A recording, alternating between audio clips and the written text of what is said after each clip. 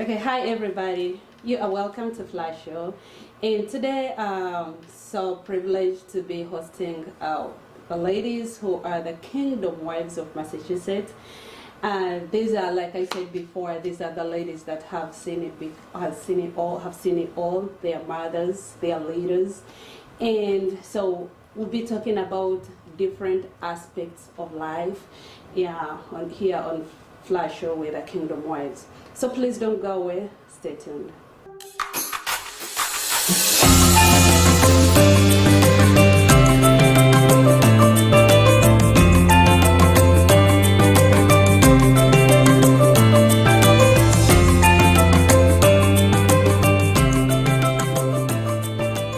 Welcome to Flash Show. So tell a friend to tell a friend. Flash Show is live. And we are privileged to be having Kingdom Wives of Massachusetts. Not only do we talk about kingdom matters, we talk about different aspects of life. And before we go into the theme of today, the topic of today with these wives, I'll just give them an opportunity to introduce themselves. The lady on my right. I'm Maria Dan Anjenga. Glad to have you. Thank you. Lady on my left. My name is Sofia Casivante. I have one kid and another one on the way, as you can see. Yeah, so I'm totally a mother. Yeah, it's nice to have you guys. Yeah, so you definitely know me. This is your very own Flavia K, host here on Flash Show.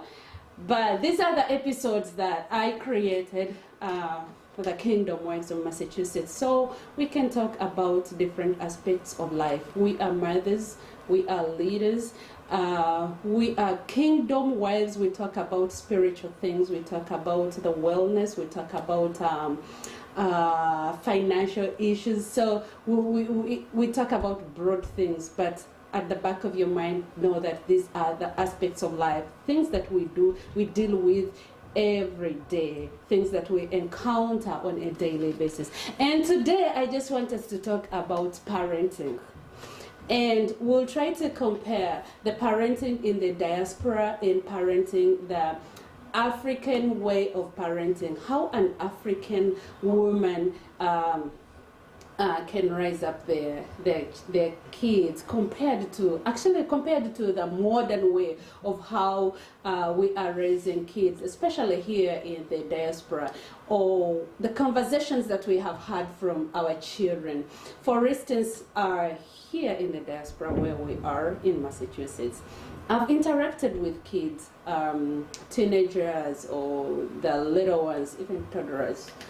So they are so much concerned about the way how us African women are raising kids. I grew up in Uganda, born and raised in Uganda, and particularly in Nisinjiro, so I've seen it all. And I see a huge difference from the way I was brought up and how we are bringing up here kids. Yeah, so for us, we are more into like cultural things, not actually like cultural things. We try to impact values, beliefs, certain morals, certain values into our children. And when these children look at such kind of things, they feel like it's a punishment to them. Right. For instance, telling like a 12-year kid here to get into the kitchen and wash down your plate. Moreover, the plate that you have used, that's a punishment. Or maybe, okay, when you're on phone, you have to first put down your phone and then greet people. Or when you just walk into the house, just say hi to people and then get into doing your own stuff. But that's how we were brought up. Like, you have to respect adults, like, oh, say hi to them, attend to them, or serve them, or you can go into the refrigerator, if by then we had refrigerators. Go into the refrigerator and get them a glass of juice. Here, the kid will say, no, but the refrigerator is there. Why go get it yourself. Go get it yourself. So this is something that I want us to talk about. Like, I feel like personally, I am who I am today because of that kind of because of the way I was brought up. I'm able to put a meal on the table. I'm able to, like a woman, I can do it all. But I don't think like a kid who is brought up in a modern way, all they know is like they just put things in the dishwasher, just warm up the food. I feel like they will struggle it out, and in any case, I feel like that's why we see a lot of divorce, because because kids were not taught those core things, the basic things, like to take them through maybe marriage. So those are the things that I want us to really discuss here on Flash Show, and how you feel about it. And if you have something to say, you can just drop it in the comment section and let us know how you your idea, your view about this. Yeah. Okay, now I'll go first. Yeah. So basically, I love the way we were raised in Uganda, because like you said, you prepared us for, you know, the things we have encountered in life. For example, the marriage. I got married to a man who loves to eat and so much, and he loves home cooked meals. So if I wasn't raised up in a way that by 12 I had to know how to make almost all types of food, because that's how my mom was, I would have gotten a challenge with cooking, like for my husband and all that, my kids and all that. Yeah, I'm gonna keep on saying kids because I have other kids I mentor and they're like my own children. So I feel like it prepared us for the life we are living right now, to how to, you know, multitask, because in America it's so hard to get help. Where we are right now, it's so hard to get help. So it's more than just being a mother, giving birth to kids, and you have to clean, you have to prepare a meal for your husband, you have to take care of the child, you have to multitask, and that's what we are taught in Uganda. By kids here, like I don't know, they just there's the way they are raised. It's like a punishment. It's like too much. It's like too much for them. But me, what I think is that we come from Africa, have kids from here, and then we impose what we were taught in a totally different land or country, and we try to impose it on these kids. But what I think is that we should be teaching them, because even in the Bible, when Shadrach, Meshach, and Abednego went to this strange land, they had to take some time to be taught the manner of that life. Like they had to be taught the culture, if they even had to change their names to match the names that are given to people in that land. Yeah. So if we do more of teaching than imposing, because there is no any way you're going to assume that a kid that is born here is going to act the same way with a kid that was born in Uganda. It's impossible. Of course, yeah, I see your point. But when you started this conversation, you said like you like it because you got married to a man who loves to eat food, right? Who loves food. Yeah. But I mean, like, so don't you think like it's good, like regardless whether we are teaching or we are imposing, because these kids here don't want to be taught. So you have to come hard on them, and you have to impose it. Like you have to cook your food, you have to clean the house, because they don't want to do it.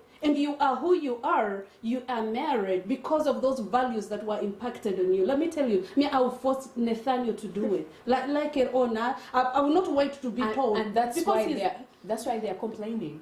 That's why we are getting a hard time with our kids. That's why they can't wait to get out of our houses before they're of age. They can't wait to leave. Like I've had one of my kids say, I can't wait to leave this house because we are imposing, because that is not their way of life. But if we bring it, like I tell, like for example, I always, whenever a child is acting up about a situation, I try to be like, okay, you know what, it taught me this, like I said it helped me where I am today. So I try to show them the advantage of that thing you're trying to impose on them, instead of just being like, we always tosobola kuddamu bazaddebo, but why ki tosobola kuddamu bazaddebo?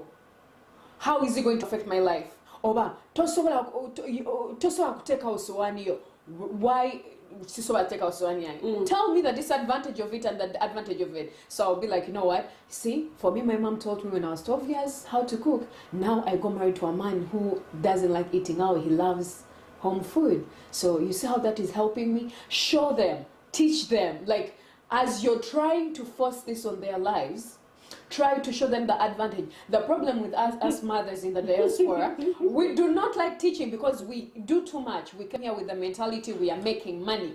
So we don't know even how to parent our kids. We send them to daycare from morning to evening, and by the time we get them from, we have no time to teach them. We are tired. So we have no time to show them the advantage and disadvantage of the things we are trying to impose on them. So they'd be like, if you're not telling me how is this important in my life? How is me picking up after myself important? So they end up rejecting what you're trying to teach them, even though it would be, maybe would have been good for them. They reject it. So instead of like, I know sometimes the spare the rod and spoil the child, but sometimes also gotta, put in time.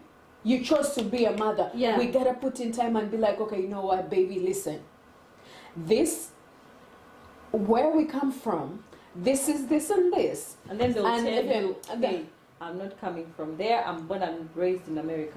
Yes, exactly. But like, I'm born and then you show them that, hey, listen, I learned this in Africa, but that it has Africa. helped me in America. That because the man I got married to, Do I you found know him in how? America. Do you know how they defend themselves? Like, okay, for you grew up where you were suffering. You never had this privilege. All this part of, kids here speak up for themselves. Oh no, I don't want that. Oh my God. Yeah. We never. How would you tell your mother in Africa, in Uganda, I don't want that, and it's my right.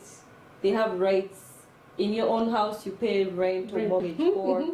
They have right for everything. Like, did you have a right? We never had rights back. Oh yeah, we never. Yeah. You don't speak about You this. either do as I do or as I say, or I'm gonna spank you. But but I feel like that's the right thing, because you are not paying rent here. In my house, I'm working for it, and I know there was a parent who said, but that's dictatorship. Just because you're paying for your kids' rent, you have to listen this to is me. the trauma we are dealing. Let me tell you something. You have to listen to me. You're not putting. I'm feeding you. I'm clothing you. You're not putting a meal on the table. Let me tell you something. Let me ask you something. As a wife, just because your husband pays bills in the house, does it mean that he's supposed to dictate everything you do? He will come, but he'll be like, okay, yeah, pick up that, do the, at the end of the day, I pay rent. Let me say, in case you're a housewife, does it give you the authority to just step on me because you do all these things for me? No, but that's what you're doing to this kid. This is why we grow up with trauma. This is why we grow up with trauma, because we've been taught that just because you're sleeping under my roof, just because I'm paying rent for you and everything, you're supposed to keep saying. And that's why most of us in Africa could never speak. Not speaking and talking to your mother is not a good thing. Not being able to fend for yourself, like you just said, was not a good thing. It's just that we grew up in Africa, and that was the way to go. But it's not a good thing. That's why most of the women in Africa are being beat, are being treated a certain type of way, because we are told that is the way of life. Just because you're paying for your child. No, that's culture. It's not culture. It's trauma.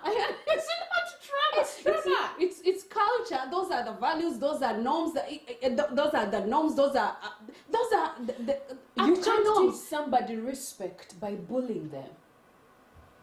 If somebody's going to respect you, they're going to respect you regardless. I think that's not bullying. That's grooming. You cannot tell me because you pay for your child's rent. So whatever you said goes. Okay. Sometimes you need to explain to these kids that this is why we are doing this. I know the teaching part, but these kids don't listen. They don't want to listen because they want to do what they want. Yeah. This is the thing. We all grew up in Africa. Our viewers. We all grew up in Africa. We all have childhood trauma, as you can see. And this is what we are doing. We are passing on to the next generation. Because, we were not taught. We were not given time to speak to our mothers.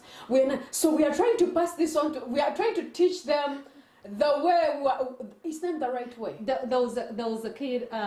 There's actually a debate that I attended, and one kid asked a question like, "Why is it when it comes to you telling us what to do, all you think about is spanking?" Like, mwana gwenja kukuba if you have not done the trauma. Like, the Bible says, spare the rod and spoil the child. So these kids, at some extent, they have to be beaten. Yeah, and I agree with that. Like, there's sometimes you have to bring in that punishment. Not like beaten, like physically. Or you can give them time out. Or take out their favorite thing to do. But for us in Africa, it used to be chiboko. And we didn't have benefits. Did you have luxury like what? Tablet, phone? No, we didn't. TV. And you know why your kids have tablets? Because you don't have time for them. Listen, our parents back home, they barely also had time. No, First of all, they used to go work also. Yeah. And they leave us with aunt. I know. So aunt, they just didn't have resources, honestly. Yeah. And they used to come home when they have quarreled with our fathers. Then they spank you. And then they take out the trauma. Like, I'm telling you, you are going to hear a lot of trauma in this show, in this video, because that's what's happening. Parenthood. You know what my friend told me? I used to wonder why my mom used to beat me up when I was young. We never used to have money for dinner, no lunch. So the mother used to beat her up out of what? Anger, frustration. Yeah. Just so mad. Instead of talking, so they used to divert. The mother used to divert the anger to the child, and it doesn't come out of intention. Like, you just stressed on you. Just because sometimes even the women themselves could not speak to their husbands and tell them like this is not right. Yeah. And it all comes from not explaining it to the kids. Like, sometimes you're even going to talk to these kids and tell them, hey, listen, we're not doing well today, or let us do this. Because I feel like if we had, I feel like if I had better conversations with my parents, I think I would be better than I am right now. Why? How? No, I feel like I would They were be better than unapproachable. Because that's what that's what they call parenthood. Very serious. When you see something wrong, you can't say something about it. Or gambo cha kumama wo, or shegera, or damo cha mzadeo. Yeah, but Mchala Kasivant, we have to understand that there was this cultural part of it, right? Like, definitely you can like seeing your parents fighting and then you get in, you can't. You have to keep quiet, you have to swallow it.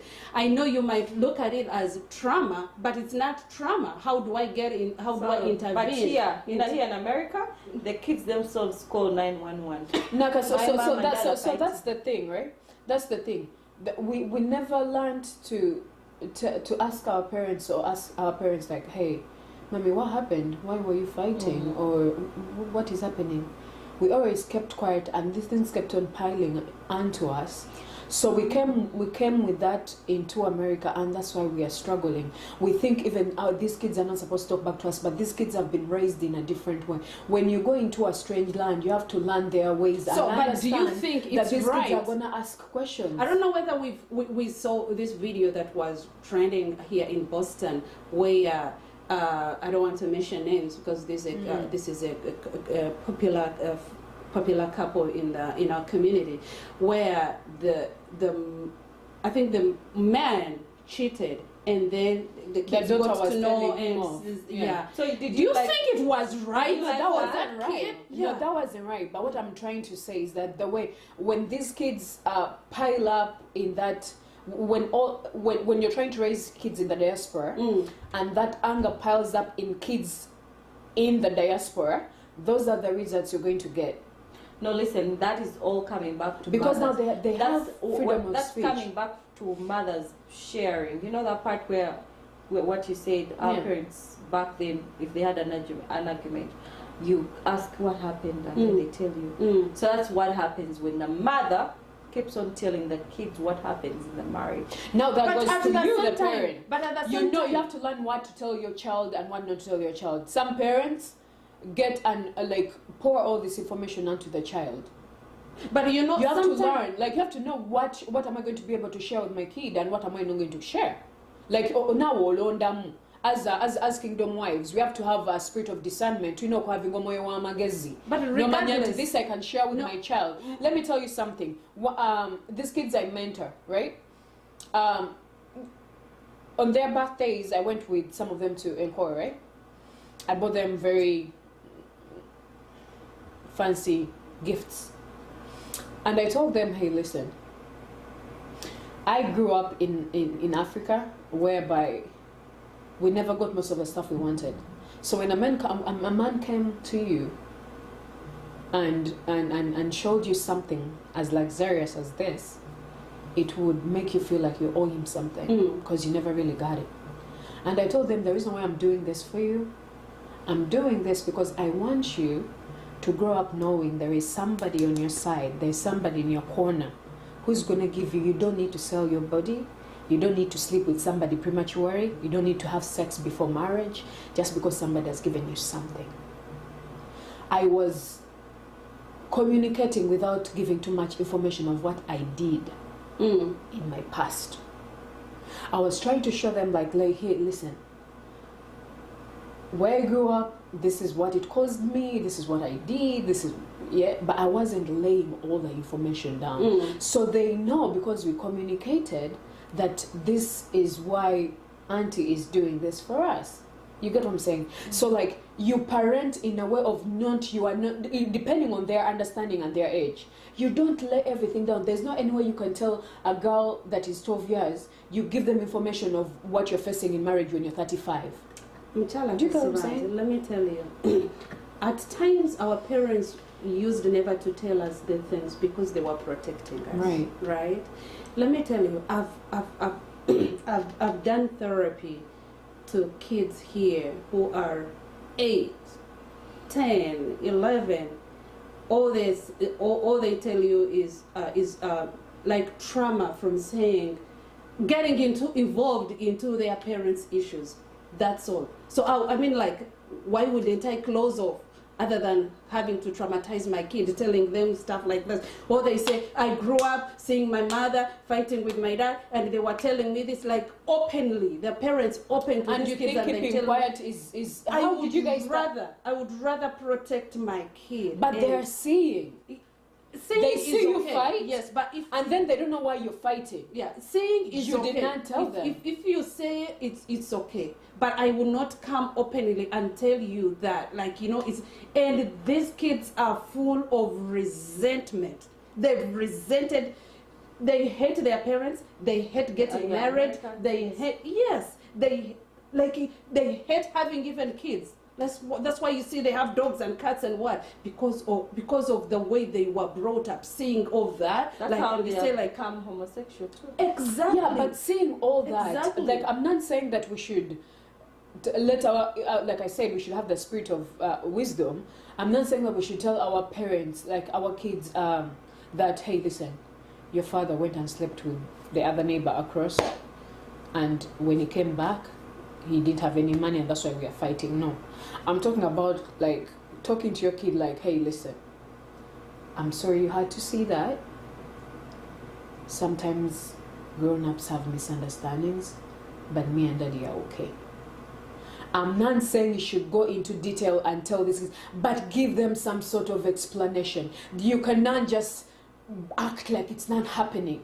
There is a time I saw my mom pack up all the things in the house. Kunova. Or kunova. That's kunova in trauma. English.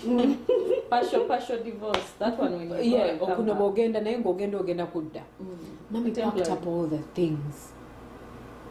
I saw Dad go lock up the house, the gate, and kept the keys because she was not going anywhere. Oh, like so I came from school and I sat somewhere in the compound, and I'm seeing all this action, but I'm not getting it. I'm not. What is happening? I was very curious. The man locked the gate. We are all locked in the house. The woman has gotten all the cups in the and the plates are parkings are tutte. Oh, naga mangenda oliaga matoina jolaga ochitegera, and I'm there sitting. What is happening? And so you then a few days, I see the woman unpacking the things and putting them back. She did not go. She did not go. But like I was saying all these things. Let me cut you short. Back home, can you imagine the cups, those cups and plates? Where were they going initially? Where the woman was at Yabayabigula.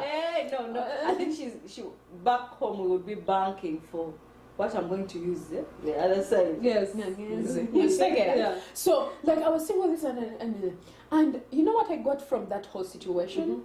Trauma. No, first wait. Before I get to the trauma, hey, it is manipulation. So I was like, hey, mom, the reason why mom was threatening, she wanted something. I think dad had gotten another wife or something. And then the dad locked the what? The door. So when I was like, oh, this is how they do it. That's what I got from it.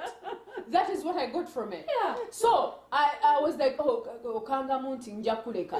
You know how many times I broke up with my boyfriend before we got married? Yeah, but I mean, like, for me, I got let me tell you, as long as you do it and it is saving you and you're gaining from it, what's wrong with it? It's not good. But the energy. That is manipulation. It's not just manipulation. Let me tell you, if you're gaining from it, why not? Why can't I do it? The energy. No. But seriously, another person probably got something else and another kid because we were all at home. So for me, it was like, hey, baisa webati. You threaten, you're like, I'm leaving. I did it. Growing up, those things I saw, I did it as well. And my boyfriend came for me. And exactly, you did lose him. Good. And right now, you're married. So I mean, like, let me ask a question. Imagine you go and the boyfriend. And they don't pick you. And they don't pick me. I got lucky, I got picked up. So here's the thing, right? I just feel like generally, we just like, we have to know we're in a different country. And kids here have their norms. Because, Flavia, even though we go and teach these kids our ways, they spend most time outside.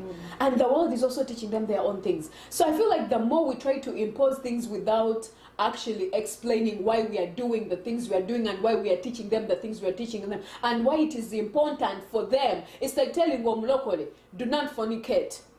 You're not telling them the reasons that the results of not fornicating. We will fornicate until kingdom comes because we do not know why we are doing it. So it is the same thing sometimes with the kids. know, but we still do it. We still like at least that's the thing. Chikole omwana omunyonyole agenda akole ebibye. But you will be. I think I did whatever I had to do. The reason why we impose like maybe our culture and our values onto these kids because we have seen the good out of it, right?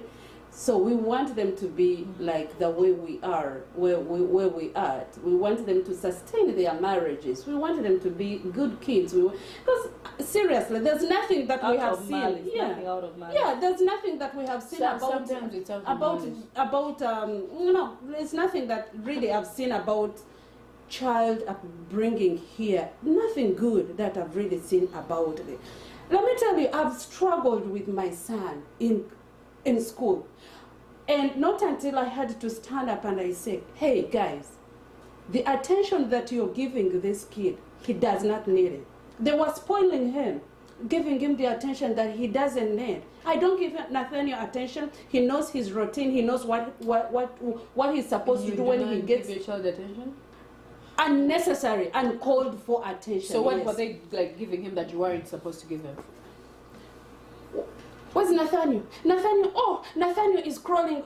Nathaniel is crawling on the rug. Let him crawl. What's wrong with that? Oh, we don't know whether he's safe. Oh, Nathaniel got up out of the class and he's running up. Let him run. What's wrong with that?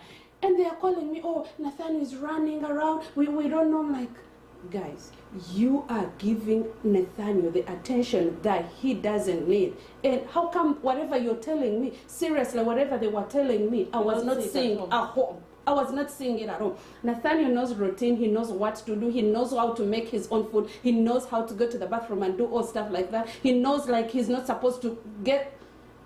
Nathaniel is standing on the table, is doing like no. So why I want to impose my values is because of such things. Why would you give attention to Nathaniel and he doesn't need it? And he was having all of them here in his hands because they were giving him attention. Like, not until I said, Nathaniel, you don't need this attention. You don't need it at all. Better get back into your head and know that you don't need your attention. I'm your mother. I'm the one who is supposed to give you that attention. And if I'm not there, nobody's giving you that attention. And now he's a good kid. I've not received anything. Any reports, any negative reports. So back to the point, like I feel like the way I'm bringing up Nathaniel is the best way. Not like these things of it.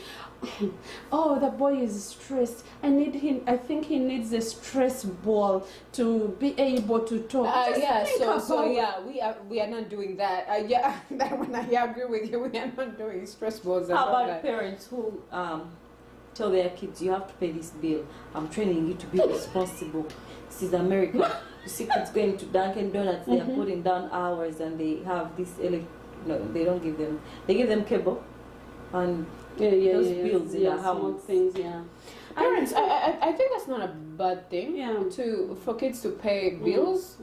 It's not. It's like teaching them to be responsible and all that. Yeah. But like I say, like sometimes parents here do it not in a teaching way or not in a nurturing way, that if you fail, you can always come back home. Mommy's here. We don't do those affirmations. You're going to parent or you're going to leave my house. You got what I'm saying? Because sometimes I think it's out of stress, even because even the parents here are struggling and all that, so they find like, oh, if I could get my child go do some extra work, but to help out at home. It shouldn't be like that. It should be in a way of nurturing, not because you're struggling with, maybe you got a house that you cannot afford, so you're going to force your kid to work. You're using them as manual labor. Like I keep on telling people, we use our kids as babysitters, but they're not supposed to be babysitting their kids. But because it's what we do in Africa. No, we don't call it babysitting. It's just helping out. You're not helping. Take care of your sister. Not even help. But I'm challenging.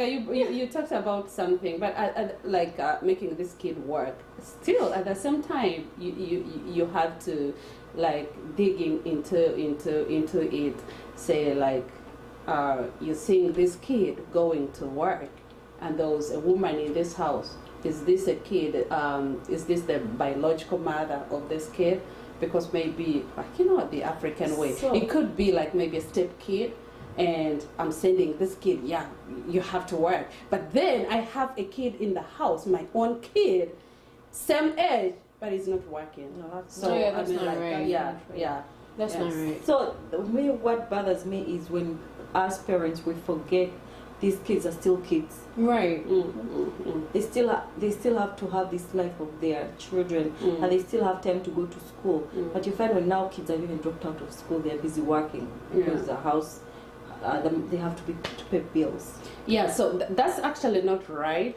So but what I know, at a certain age, when kids go to school, they have a project to accomplish, so they have to work. But you as a parent, you have to limit them, because when they get there and they get enough money, so they don't want to go to school because they have tested the dollar, so they have to go to school. But here's what I do for Nathaniel. Nathaniel knows that he has to take out a recycle, so he knows it, and he's paid. It doesn't matter how many bags that he takes. No, the amount in the bag. If it is 1 bag, 2 bags, then each bag is $1. So he has to do that. So somebody out there, and I actually at some point I get so scared. Maybe people outside might see him oh, but is this the mother or this woman? What is this woman doing to this kid? Is maybe torturing or punishing the kid or stuff like that. No, it's just I'm teaching him to be responsible. he has a duty, he has a responsibility in this house. As mama is cooking or dad is doing this, you're knows, nurturing, right? and now that is like in a nurturing way. You're trying to nurture this kid to be responsible, because some of us have husbands at home who we have to remind to take out the trash. But why do you have to be reminded?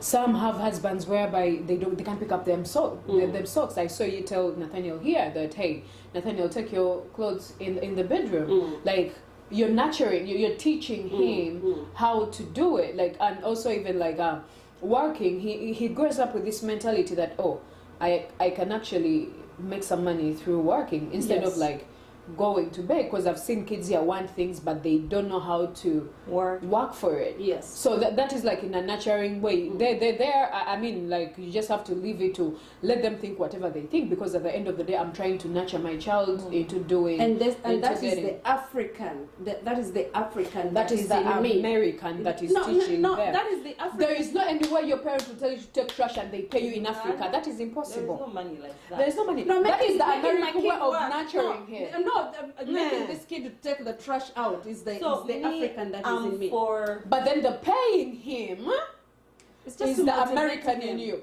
So you see how we can make these things work. You bring in, again, I love these men, I'm sorry. Shadrach, Abednego, and Meshach, when they went to Babylon, they taught them the king's ways. They even wanted to give them the king's food, right? That is us bringing our kids here, and we're trying to grow them, like make them grow up like Americans. But Daniel said, hey, listen, I'm not gonna, for a week, I'm not gonna eat from the king's table. Give me the vegetables, and then after a week, if you see how it's working out for you, then let's settle with that. So these men accepted the names, but they refused the food. So we can accept, oh, now I'm preaching. We can accept certain values in America, because let me tell you something, this land adds so much unto us, right? There are things that are good in this land. Right. And then we can get some from Africa. When we put them together, they will work. But which one is better? Okay, which one is better? Should the African be here and the American be here, or the American be here and the African be here? You lose some, you win some.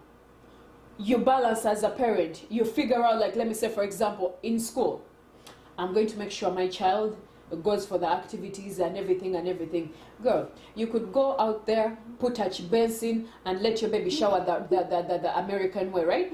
But I mean the Ugandan way. But you know what you do? You go get swimming classes. So you're like, okay, you know what, this one I'm gonna leave it, do it the American way. It's like, get what works for you as a mother, because what works for Nathaniel may not work for Eden.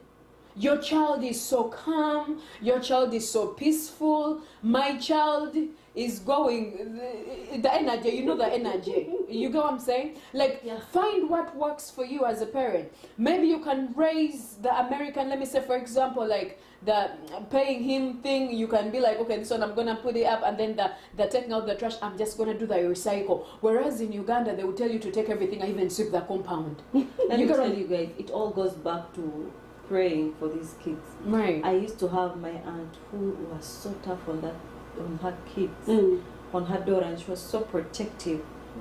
We used to work with my aunt, and when she's leaving work, her daughter has to follow. Men are not going to pipe her. Also not getting spoiled. As we stay there with the men, working with the men, and let me tell you, it all goes back to praying for these children. You may do it all right, but the kid just turns out to be a problem. Yeah, you can't win them all. When they get a chance to run out, they run for those men. Hey! You think you're nurturing. You think you're doing all you can. You even can take them out of Uganda. You don't want those men to corner them. When they go there, the seed in them germinates. That's right. Yeah, that's right. So it all goes back to praying and asking the Holy Spirit to groom these to kids. guide you. Me, I told God, I cannot groom this child for my, like my own. First of all, you're not with a kid 24/7, and even if you are, time is gonna come and you'll just let them out to the world. And if you didn't pray enough, the world will just show. We've seen pastors' kids doing with the weirdest things on the planet, honestly speaking. Pastors' kids getting pregnant at 12 years. This is a child who grew up reading the Bible. I believe with lots of love, with a lot of grooming and a lot of fasting and praying, and the father is labo shattering. But the kids getting pregnant at 12 years. Right. But it goes back to praying and praying. Me, when I'm showering my son, I pray for him, and I'm like, oh, what did I just say? What this boy? You know how kids, boys are something else. Groom this child, maybe make him come as a dove. Please groom him for me. I cannot do this alone, because sometimes I'm like, this kid is just 3 years old and he can tell me no. Right. Even that's like this. No. Because they are told, you know, that the Miss Rachel you're living. I love Miss Rachel. No offense. I don't want viewers coming for me. I love Miss Rachel, but like Miss Rachel, you know, he's telling them, when you don't like something, say no. No. So of course, that's who you're leaving your child with. I will turn off that TV for a whole week, and I will teach you a lesson. So of course that is the American way we are parenting these days, because I know all of us, you know, put on that Miss Rachel. You know, but in Africa they don't do that. The kids are playing with soil, with sandals. And also, I think Miss Rachel is teaching those kids to be verbal, because kids here are violent also. Instead of saying no, they get a thing and they throw it away. So Miss Rachel is teaching them how to verbalize, but then verbalizing also has to come with some kind of grooming, because a child can shame you. He can verbalize and then verbalize too much, like that. Now that is where the African mother comes in. Like, hey, listen, you do not talk to mama like that, because that is disrespectful. Some parents, instead of say, you say what? Pa, pa, or they don't know why you get that. Because Miss Rachel is telling the woman who's watching your kid 24/7 is telling the kid, when you don't want something, say no. So, but you, the mother, the boy are saying no, and you're like, pa, he doesn't know. Miss Rachel told me, if I don't want something, I say no. Why is this woman? You are going to end up being the crazy one, because you decided your child to be brought up by a teen. Okay, no, the thing is like this. Yes, I would. Where we go wrong is we spank without explaining to this kid, right? So whenever I used to get these emails from school, they're writing, okay, Nathaniel did this, talked back to the teacher. Nathaniel was running around school. Nathaniel was crawling. So I'm like, okay, come, Nathaniel, get your chopper. He knows his chopper sandal. You talked back to the teacher. Okay, you understand it? Did you do it? Yes, chopper. Okay, you were crawling. Like, I'm reading and I'm choppering. And he understands it. He gets it. So, but where we go wrong is because we were beaten when we were not told. When we were told what we did. Wait, he's still nice. What if you chop and he choppers you too? No, but that's the thing. In Uganda, they could beat us, and even sometimes you don't know why they're beating you. So that's why I'm saying, like, some cultures we gotta pick up from here as well. Like explaining, I'm beating you, you're being punished because you're going to grow up. They're not punishing you, and then the law is going to punish you because you're acting as a certain type of way. Some of our brothers and sisters are ending up in jail because they were not taught that when you do something, they were not beaten. When you do something, you're not punished. So you see, when you're doing something wrong, you are beaten. So that is good. But you explain it. You explain it before you beat him, or even like time out. My son one day told me, "Mommy, I'll chop you." I said, "Whoa!" Because you say it a lot, probably. That's not going to work. Then the next time, can I have time out? I'm like, hey, also that is not working. Oh my God, yeah. And he loves the time out asking for it. He even goes in there and peeps at you. You know, so I mean, like that is that's why I said, that's why I said like the diaspora where we are doing it. I'm taking the tablet. Okay, yeah, you're taking a tablet, but I know you will give it back to me because you need me to be distracted so that you can go do your makeup. They know, like this kid, like you know what I do? It's now no longer working. I give him time because now he's into 2 minutes, 3 minutes himself. He started it at home. I'm like, One day I was telling him, time to remove, to stop the iPad. Mommy, 2 minutes. No, it's given. Actually, my friend's daughter Ariella does that as well. Like, so we live very close together. So when she comes to my house, when the mom tells her, "Hey, let's go," she's like, "Mommy, 5 minutes." So I think it's told in daycare. In daycare. Boy came back telling me time. Because me too. I saw her and she developed it like out of the blue. She'd be like, "Give me 5 minutes." That's how Nolan is. But so I think it's been taught in daycare. Yes. Yeah, but it's working. Because now, before we used to argue about the iPad, taking it away, he's crying, I give it back. So now I tell him 2 minutes, or sometimes he's the one who tells me 2 minutes. And guess what? After 2 minutes, you get it. Yeah, but you know, actually, even myself, I learned this thing recently. Because just think about it. Your kid comes to you and says, "Mama, I need this," and you say, "Just hold on, just give me 2 minutes," right? But then for him, when he asks like, "Okay, I'm still doing this," and I'm like, "Oh, Mama, I'm still on my iPad. Can you give me 2 minutes?" Mama, and you scream, "You don't get it. You don't get it." You surpassed the 2 minutes. You know, Yes. and you're like, "Oh my God!" So it has kind of taught me something like, okay, if you need 2 minutes, he kid, probably also needs 2 minutes. yeah, exactly. Because you're saying, I'm in the middle of something. Give me 2 minutes. So why not why not for him? And they pick after the things that we do. Manas, give me 2 minutes. So I mean, like, and I asked for 2 minutes. She asked for 2 minutes, and I said, yeah, and it's working. Yeah, the minute part. yeah. But the time out didn't work. Yeah, some Chapari, Chapayu. It even opens the eyes. I'm like, is that how I do it? Yeah. I mean, but there are things that really work, and there are things that for me don't work. But then at the same time, we really have to. There are parents here who have like really totally still stuck in the African parenting, like completely, like 100% into African parenting, which we really have to understand that these kids, all they know is here, is America, is their culture. That's all they know. They are born here.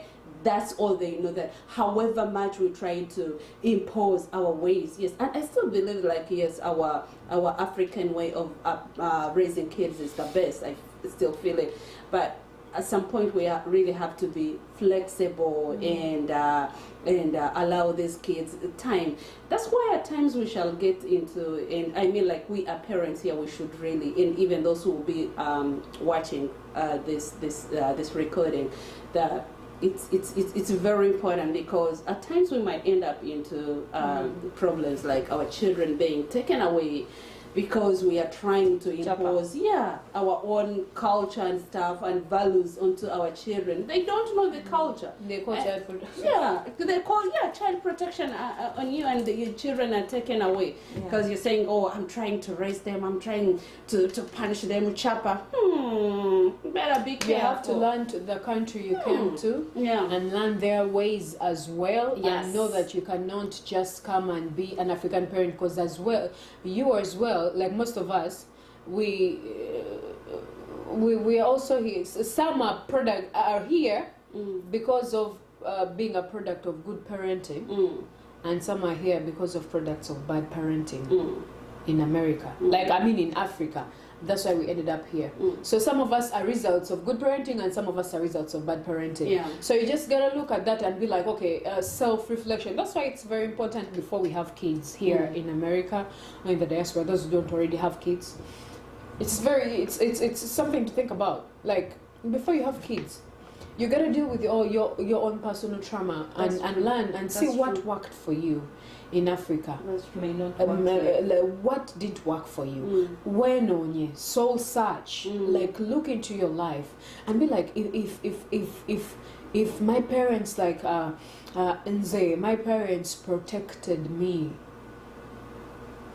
so much, they would refuse me to go to parties. They would refuse me to go to those nightclubs and everything. And now when you came here, you have all the freedom. Yeah, but like what I'm trying to say is that they protected me so much, because if they did not, I'll be dead by now.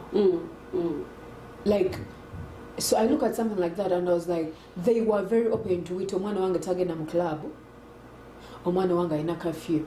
Whether you work or not, you were supposed to be home by 10. And that was that. I know I could go be not doing the right things, but despite I had to be in the house. Do you think that was good for you? It was a good thing for me. Okay, so think about a kid here who would say like, oh, I'm above 18. You don't have to tell me to be home. It was done before 18. So as long as you were 18, me too, it was done to me before I was 18. So above 18, they gave us a little more freedom. But still, it wasn't no. As long as you're still under my father's roof, you're supposed to be back at the same time. Yeah, so that's the same thing. You don't sleep over. Yeah. Like here. Yeah. Another thing here in America, there's sleepover business. I don't get it. I don't. My friends, Mommy, can I go to my friend's house for night? I'm like, what? For night? And friends, with friends you don't even know. Wanga. They have met at school, you've never met them, and then because the kids are friends and they want you to sleep over. You know, that is also another something. But what I was trying to say is that I figured out certain things and I'm like, I will want this for my child. Even the kids I met, I tell them, I'm like, do not, let me tell you something. I was thinking in the morning, then I said, we need, instead of teaching our kids, do this, we need to teach them the fear of God. Because sometimes there's some things I did not do because of the fear of God, because my mom planted the seeds of okutya Katonda n'okutya bazadde bange nga nkyali mwana muto. So there are some lines I did not cross because that fear was in me. Katonda andaba. I would go nga I'm on the edge. And I'm like, ha! So, like, you need to figure out, bintu ki ebyakolera. Yeah. Osanga bijja kolera omwana, because this is your kid. You need to figure out, nogamba kati nze ekintu ekitankolera in my life is not communicating. Right, yeah. It bothered me. Because there is a time, like you said, you have two kids in the house here in America, and one of them is working and one of them is not working. So, having grown up with stepchildren, there are some things I could see at home, but because everything you could not, we are not in Africa. We are not raised in that way that you will go and ask, but mommy, why? Yeah, you could see it. And I remember I used to write so much in high school because I would write down my feelings. I'll be like, but I saw this, it wasn't okay. But because I could not go say to mommy, like, mommy, why did you do that? I kept it inside, and keeping it inside, it would bother me. And then I would go on paper and I would pour out my heart on a paper. Nenga siwandika bintu birungi, mpandika pain. Mpandika bintu bothering. I could like express myself on paper because I needed to let out. Me, and then I got out and then. But I saw this, but I don't think it's right because we are both the same. Yeah, you know. Before I forget, something dropped in. It had dropped in, then it skipped. Now it's back. So we have just special African parents, or African parents. We're talking about parenting. We have this notion of growing up. I suffered a lot. I was beaten. I was made to go to fetch water, to fetch firewood. I was made to clean the house, to wash the dishes, to do all the chores in the house. I was not provided for. And so, yes, you get a privilege of going wherever you are, and you begin life, and you have children there. And now you want your children to be better. My child will not take out trash like the way I was meant to do. My child will not wash the dishes. My child will not do this other part too. Then me, I carried the trash. I dug. You people here, you're not even digging. Huh? And you're complaining. No, that is showing that Kachiriche Mbagambi trauma. Twina trauma Not there is this part too where she's saying, me, I did that. My child is not supposed to do. And that and is then there the is this thing. part too. Me, I did it. If I did it, you have to do it. Kati both of them are not okay. Yeah. Maybe before we have kids, find your trauma and deal with it. You're protecting the child, but you're spoiling them. And then you're going to think that you're making them learn. No, it ruined you. That's why you ended up kucheyo kumyaka 17 nga tunana kumaliza kusoma. Right. You told you kucheyo lwa mirembe. You're not here in peace. You are here because you are so don't use it as a, I know, like I keep on saying the word trauma because I want people to deal with it, but at the, because I've dealt with a lot of trauma in my life, and now, like, I love myself so much that and certain things can no longer bother me that used to bother me in Africa. But at the same time, tuinana chino cha okwetika our pain as a trophy, like, that's not okay. Heal. Before you have kids, heal. Find a therapist, find a pastor. I know everyone who watches this thing is not a Christian or born again. But find somebody and heal. Find a friend and talk about your pain, because you are going to end up putting this thing on. Kati omwana agenda lima mukalimiro kawango osula muzigo mu America, like you are sleeping in apartment buildings. The kulima is the shovel. The shovel snow. Like you are agenda kola. I'm just telling you to shovel us with dog. Okay, it's okay. It's okay for means what? Mile on acre. It's okay to go and shovel. It's very okay, because it's your car. You gotta clean it and go. But the way you bring it out to this kid matters. Like, okay, I dug, I fetched water, firewood, I cleaned the house. It is okay to tell this kid to do it, but the way you bring it out also matters. Now, let me tell you guys, let me share my personal experience. When I came to America, I came when I was 21. Very young, right? I know.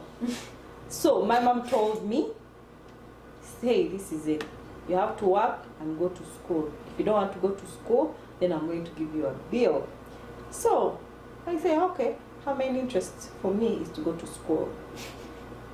And everyone needs to tell her, hey, why don't you give this girl a bill?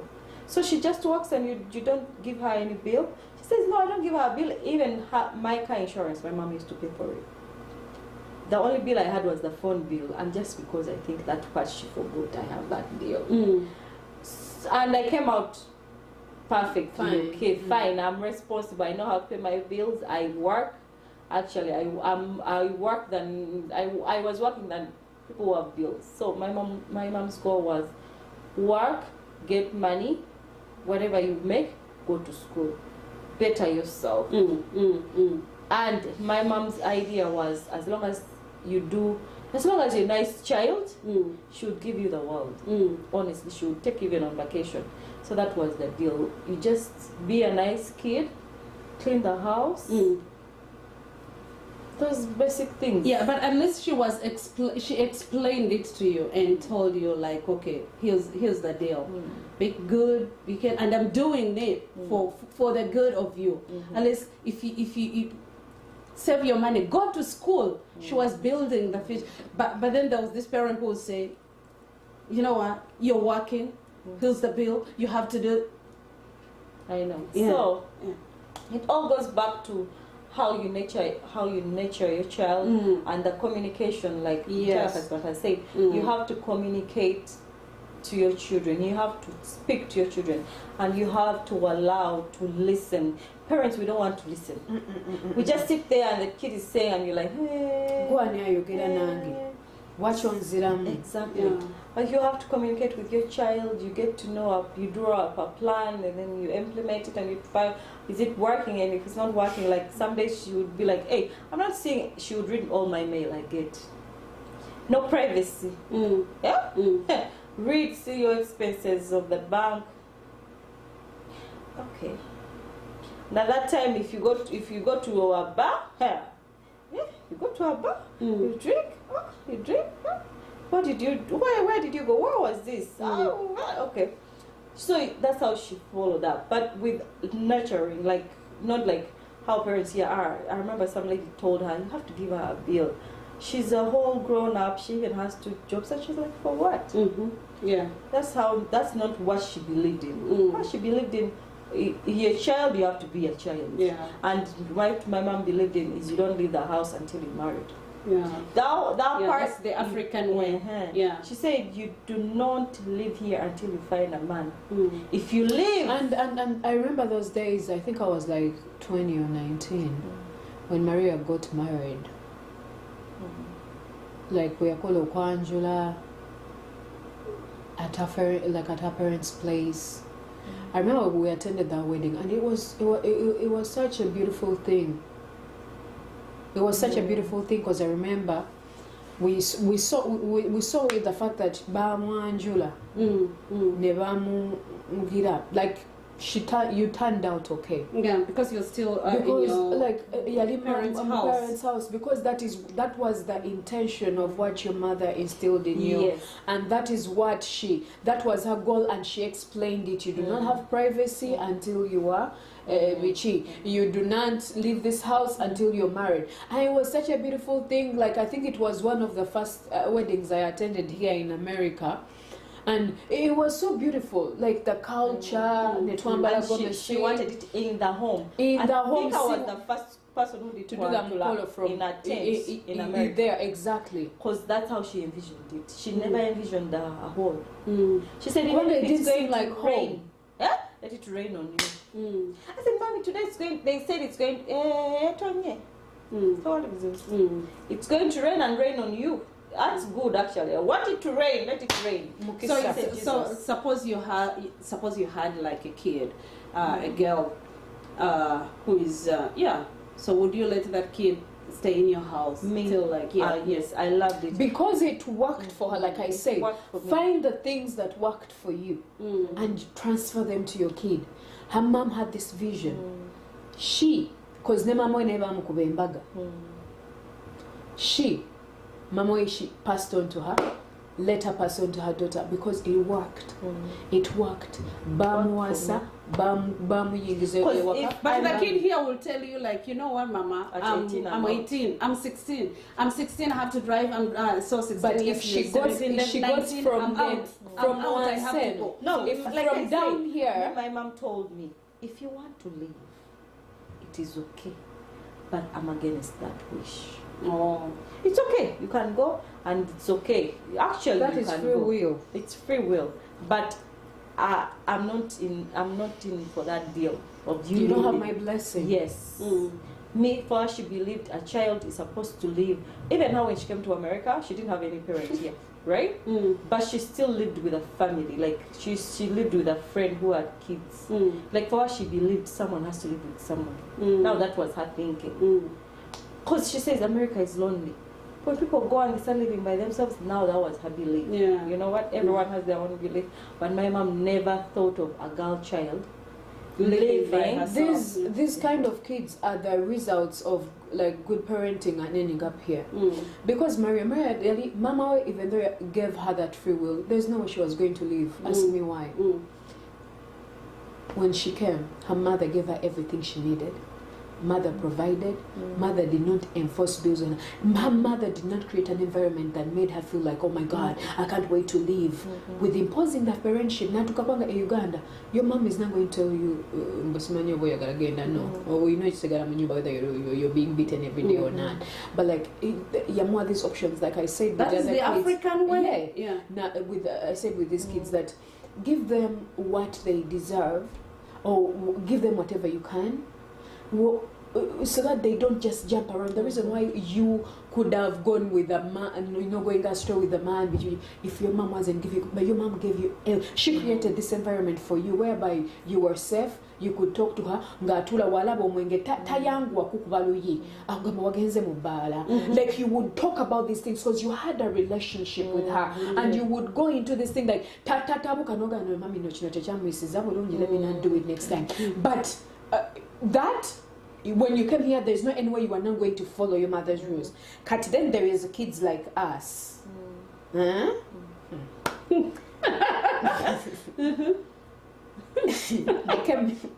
I don't know. How old were you?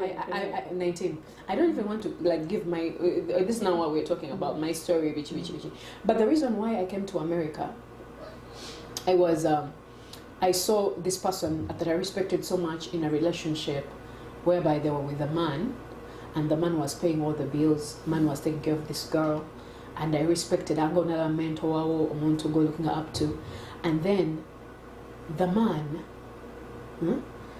Namjolonga nyonyo namwisabubi. Nga daddy wange wakagamba, you guys are supposed to be married at this time, or you're above 18, you need to get out of that. Yeah. So, Muslim families, he won't die when you break a bone. So, growing up, like I said, I had to heal from my trauma. I had to move, that is the thing, because of the way you banti. By this time we know kubango fumbidwa abantu abana bagenda ku campus singa bafumbidwa. That is the statement the man said. And then I see this person that I respect so much married to a man who's paying everything for her, but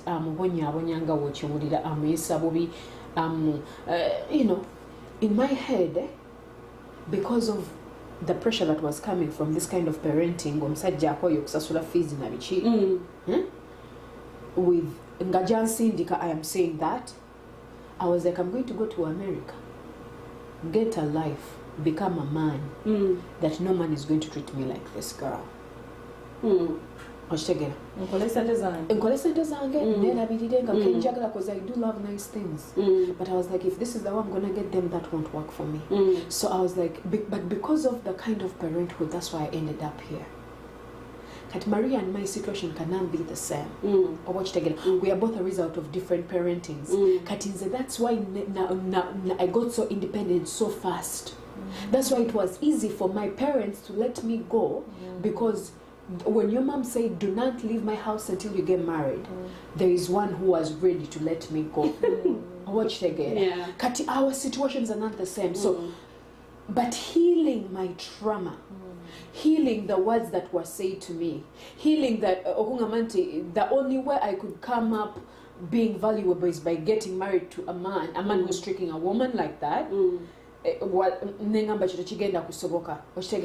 And when I started telling myself, I think I'm more than that. When I started healing my own pain, when I started healing and saying, no, I'm more than that, I am beautiful, I am enough, I don't need that situation, I started working on myself. I said, and that is how I got. I even end up getting a man who wants to take care of me, which I was running away from in the first place. But because I healed, I am able to let my husband provide for me and take care of me, and surrender my power to him, because I healed from my trauma. Na yemba kujana muliro guli gwe navana gwe Uganda. I'm a man of my own self. It is all a result of the parenting. Omwana tomuwadde ngeli yakolachi omulaze nti it's okay bakutwale naye oli yamugamba mwana wange oliko value. I don't want you in my house because you pay bills. I do not want you in my house. I want you here because it is moral for you to grow up.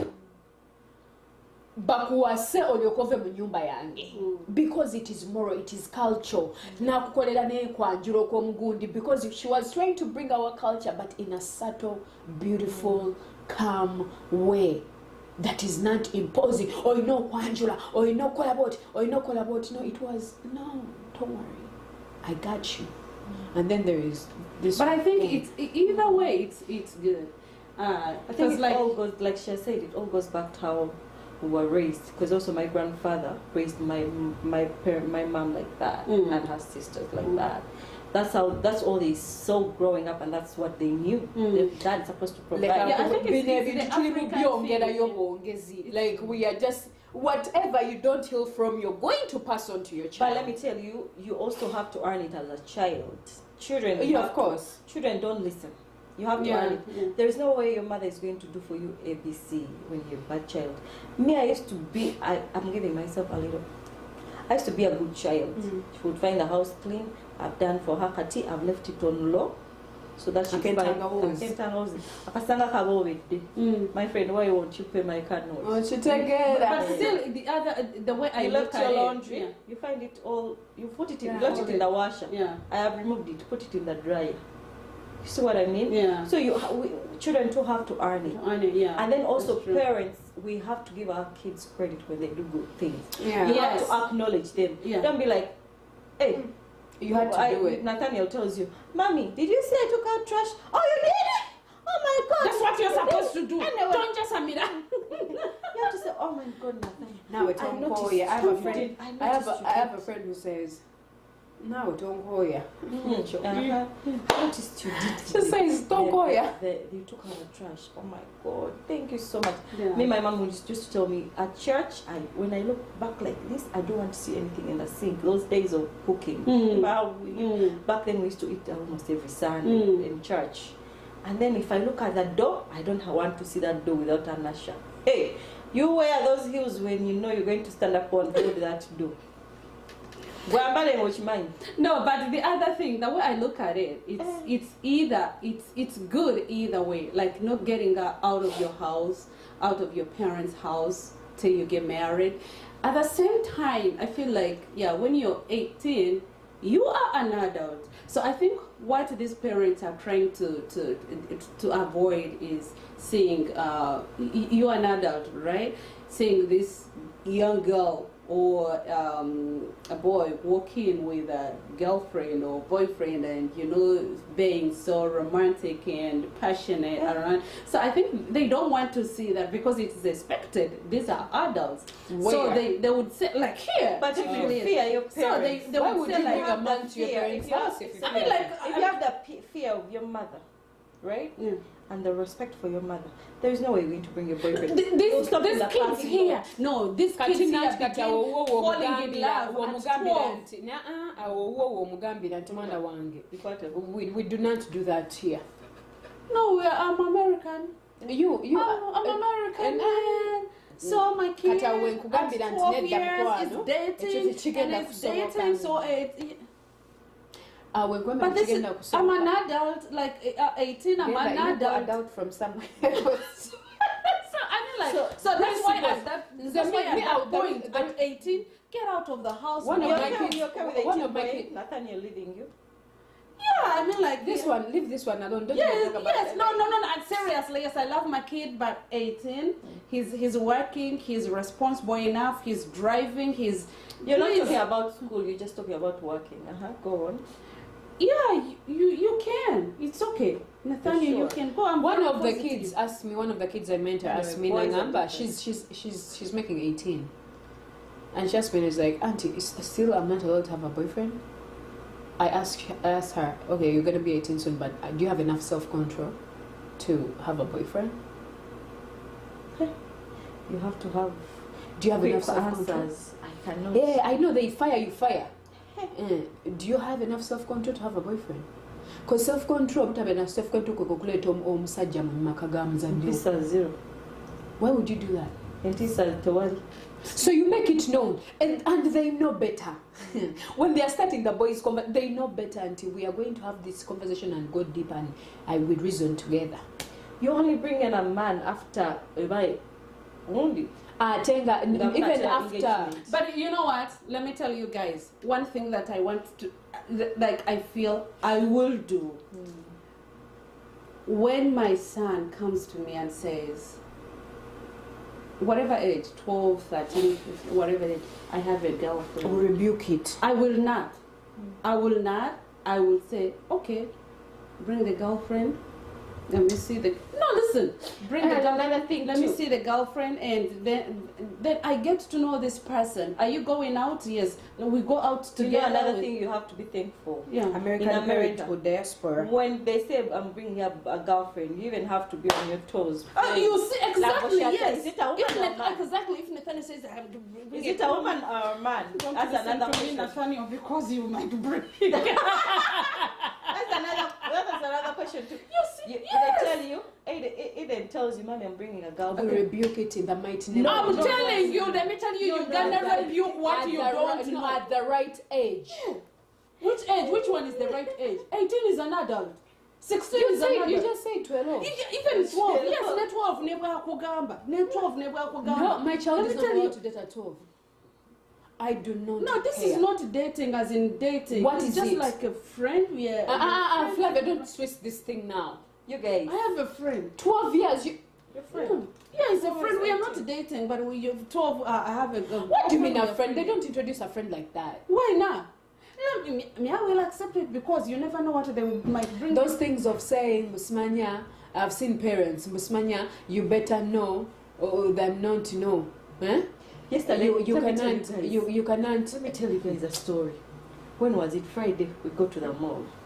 Hey, we see a Muzongo and another Muzongo. They have like 6 children. I'm like telling, oh, do they have like 3 or thing? And then the woman had me. Oh, she said, oh no, 4 of them are mine. 2 of them are hers. Then after, she said, I have 2 sets of twins. And then I asked her, oh, did you get them naturally? Because, you know, of course, nowadays people do everything to get a twin. No, I got them by IUI. My wife, that's where I was stopped to understand. That just ended there. Meaning, that it's a lesbian couple. Together. And when she said, my wife, a conversation. Yeah. You call them the angel. Yeah, that's a topic for another day. So, in parenthood, in America, there's also that part. Yes. At 12, Someone was telling me, you be there scared. Your son is bringing your girlfriend early. When he brings even a girl, just thank God. No, yes, because exactly, yes, something. But thank God. The Bible says that we should not conform to the patterns of the world. I will go in America, but my child is not going to get these mannerisms of America. You cannot be like, oh, bananga nyambe nyo. No, you are a child of God. Change the environment or change. It cannot happen in your environment, in your house. Those things of saying that even be like, musmanya leso. No, let me tell you something. When things happen, they don't happen to children of God, and this is what makes us kingdom wives and kingdom mothers. But these kids are watching TV. No, they will watch TV, but our children shall not be taught of the world. Our children shall be taught of the Holy Spirit. Our children shall be taught of the Lord. This is where it brings out the prayer warrior in him. You say when these things are happening, like you said, you'll be washing your child. Me, I told God, I was washing my child one day, and somebody had me make this prayer, and they were like, God, I said, God, these feelings shall not awaken until the right time with the right wives. I cancelled the feelings in the body. Yes! I said these feelings shall not do what? Awaken before time. My boy is not going to impregnate people's children. I close the feelings, and they will reopen when it is time with the right, after the marriage, after the wedding. My sister, let me tell you, those things shall not happen to us.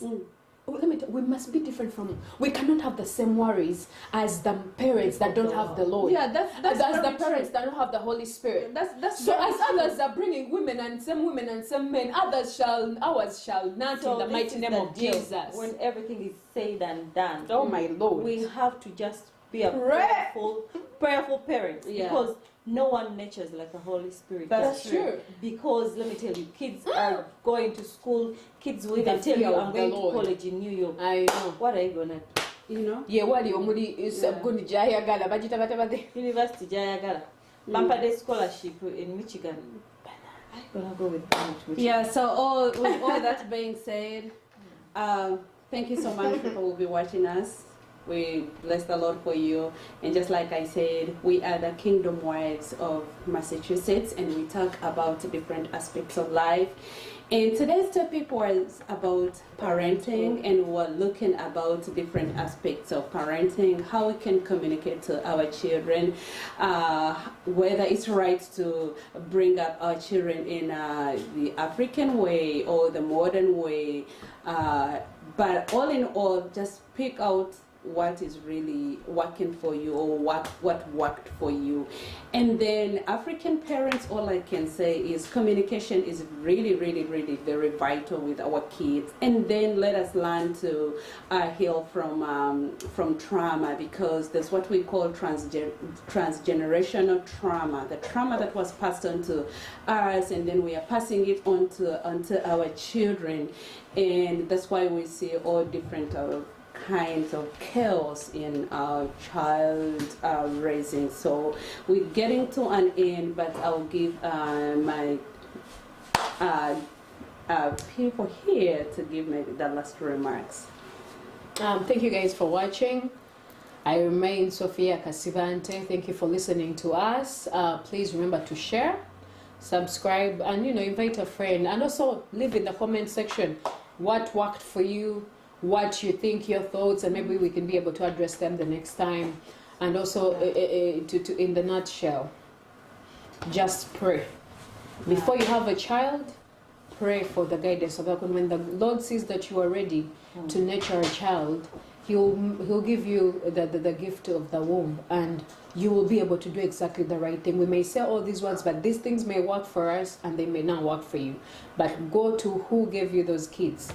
He will know the answer, and he will know how to raise them. Stay blessed. We love you so much. Yeah. Thank you all viewers for staying and tuning in.